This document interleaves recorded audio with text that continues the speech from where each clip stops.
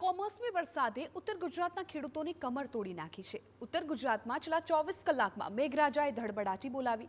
મહેસાણાના ઊંઝામાં અડધો ઇંચ વરસાદ નોંધાયો। અચાનક આવેલા માવઠાએ ખેડૂતોના મોંમાં આવેલો કોળિયો છીનવી લીધો। કમોસમી વરસાદથી મગફળી, જુવાર, કપાસ, સોયાબીન સહિતનો પાક પલળી જતા ખેડૂતોને મોટું નુકસાન થયું। કડી પંથકમાં ખેતરોમાં ઉભેલો ડાંગરનો પાક નિષ્ફળ ગયો છે। પાકોને નુકસાન થવાને કારણે ખેડૂતો હવે ચિંતિત બન્યા છે।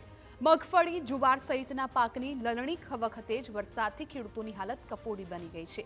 વરસાદી પાણી પડવાને કારણે કપાસનો પાક પણ પીળો પડી ગયો। કમોસમી વરસાદમાં ખેડૂતોને અત્યારે રોવાનો વાળો આવ્યો છે। અમારો દિવેલા, અમારો કપાસ, આજે કપાસ વીણવા આવ્યા છે, એ કપાસ કાળો પડી ગયો છે।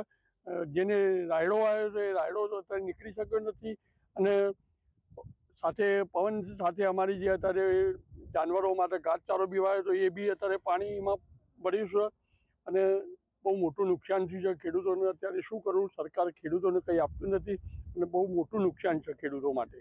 કપા બગડી ગયા છે, એનું રૂએ કાળું પડી ગયું છે અને રાયરા તો ઉગ્યા જ નથી કોઈને।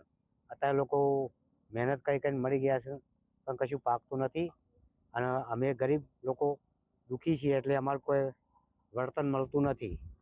બરાબર, તમારે એનું શું કરવું?